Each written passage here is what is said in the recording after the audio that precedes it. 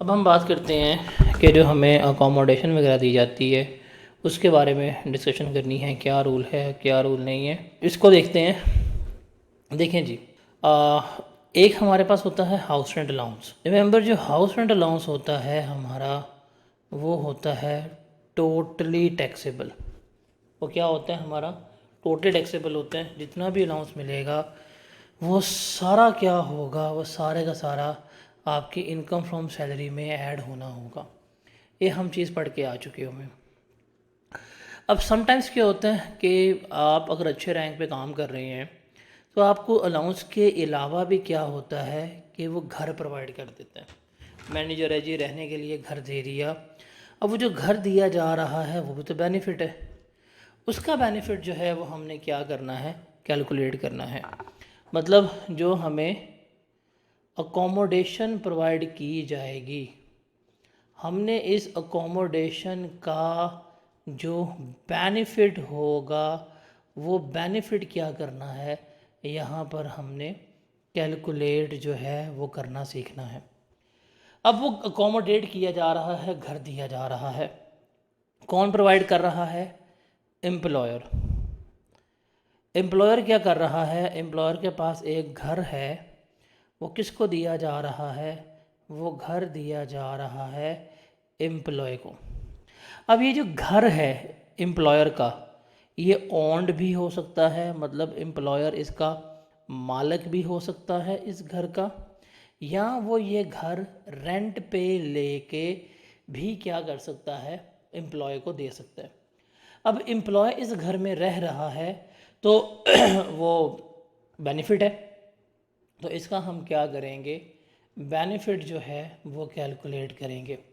अब ये benefit calculate करने का फॉर्मूला क्या होगा कि हम कंपेयर करेंगे 45% ऑफ बेसिक सैलरी और ये जो घर दिया है इसकी एनुअल लेटिंग वैल्यू या फेयर मार्केट वैल्यू, जो इसमें से हायर अमाउंट होगी वो क्या होगी, वो एम्प्लॉय की सैलरी में ऐड हो रही होगी। तो ये रूल आपने बस हमेशा याद रखना है। घर जब भी प्रोवाइड किया जाएगा तो हमने क्या करना है, हमने 45% ऑफ बेसिक सैलरी और उस घर की एनुअल रेटिंग वैल्यू या उस घर की फेयर मार्केट वैल्यू जो होगी, हम क्या करेंगे, हम उसको मेजर करेंगे। जो उसमें से हायर अमाउंट होगी वो हम क्या करेंगे, सैलरी में ऐड कर देंगे।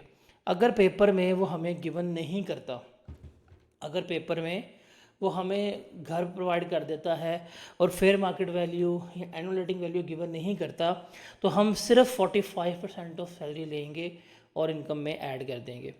और अगर ये घर किसी रिमोट एरियाज़ में दिया गया है, जिन्हें हम कहते हैं मुफस्सिल एरियाज़, दूर दराज के इलाकों में, तो मुफस्सिल एरिया के लिए रूल क्या होगा, 30% of basic salary, 30% of basic salary जो है वो, ये एनुअल रेटिंग वैल्यू जो हायर अमाउंट होगी वो हम क्या करेंगे, बीच में ऐड कर रहे होंगे।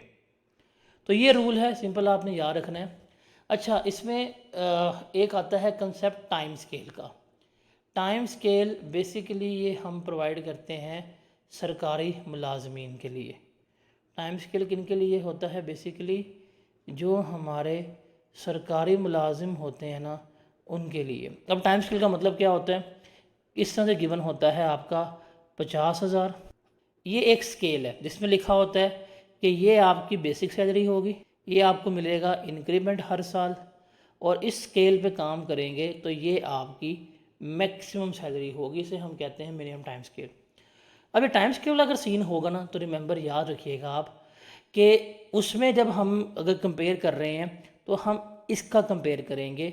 ये बेसिक सैलरी है, इसको हम लेके आएंगे अगर हमने 45% वाला रूल जो है अप्लाई करना होगा। तो सिंपल सी बात है, ये हमारे पास रूल है जो हमने यहाँ पर लेके क्या करना होता है, चलना होता है। जैसे एग्जांपल है कि basic salary of employee is 10,000 per month, employer has provided him with a home, उसको एक घर दे दिया है, उसकी हमें टैक्सेबल इनकम जो है कैलकुलेट करनी है। अब सैलरी कितनी है, 1 lakh per month, 1 lakh into 12 करेंगे 1.2 मिलियन ये क्या हो गई, इसकी बेसिक सैलरी हो गई।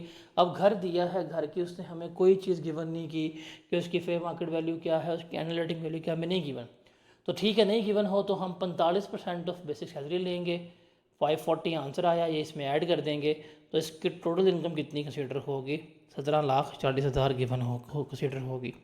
अगर वो हमें गिवन करेगा हम कंपेयर कर लेंगे, अगर वो हमें गिवन नहीं करेगा तो हम डायरेक्ट 45% ऑफ बेसिक सैलरी लेके क्या कर देंगे, ऐड जो है कर रहे होंगे।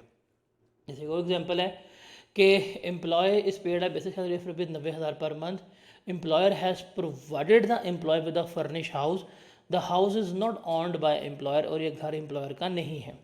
फेयर मार्केट वैल्यू जो है वो 32,000 पर मंथ है, जो उसने किराए पे घर लेके दिया है उसका। तो हमने से क्या करनी है, सैलरी कैलकुलेट करनी है। तो यहाँ आ जाएगी मेरे पास basic salary 90 into 12, that will be 10,80,000। फिर हम लेंगे अकोमोडेशन। अब रूल क्या है, 45% ऑफ बेसिक सैलरी जो बनेगा 486,000, और फेयर मार्केट वैल्यू रेंट कितना था 32,000, 32,000 इंटू 12 किया, क्या जवाब आया 384,000। 45% ऑफ बेसिक सैलरी और fair market value whichever is higher, higher 486 है, तो हम 486 क्या करेंगे, इसकी सैलरी में ऐड कर देंगे, 10,40,80,000 प्लस 486,000, तो इसके पास क्या आ जाएगी, इसकी टोटल इनकम आ जाएगी, वो कितनी बनेगी 1.56 मिलियन जो है बन रही होगी। Is that clear. अब इसमें एक कंसेप्ट आता है सेल्फ हायरिंग का। इनकम फ्रॉम प्रॉपर्टी में हमने इसका जिक्र करते करते छोड़ दिया था, वहाँ कहा था हम इसको सैलरी में जिक्र करेंगे। सेल्फ हायरिंग क्या होती है, ज़रा इसको आपने यहाँ पे समझना है। ये है आपका एक एम्प्लॉयर, और यहाँ पे है आपका पास एक एम्प्लॉयर है और एम्प्लॉयर। ये एम्प्लॉय के पास ना एक प्रॉपर्टी है, एक घर है, एक बिल्डिंग है। मतलब एम्प्लॉय जो है वो क्या है, वो इस प्रॉपर्टी का, इस घर का मालिक है। एम्प्लॉय डायरेक्टली भी हो सकता है या उसका स्पाउस भी उसका मालिक हो सकता है।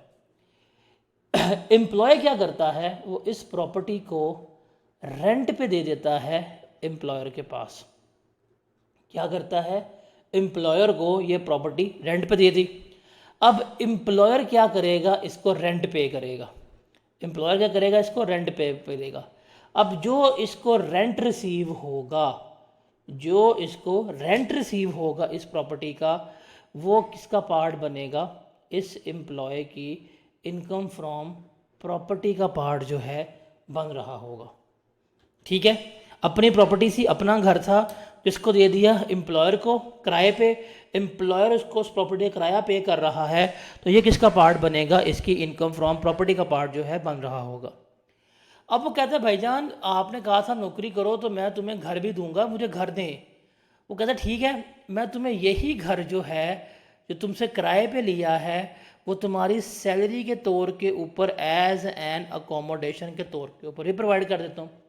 जब वो एज एन अकोमोडेशन के तौर के ऊपर प्रोवाइड करेगा, तो सैलरी में इसका बेनिफिट जो है वो हमें क्या करना पड़ेगा, कैलकुलेट करना पड़ेगा। रूल क्या है, 45% ऑफ बेसिक सैलरी, और यहाँ पे सिर्फ ये चीज़ चेंज हो जाएगी कि हम ले लेंगे actual rent paid whichever is higher.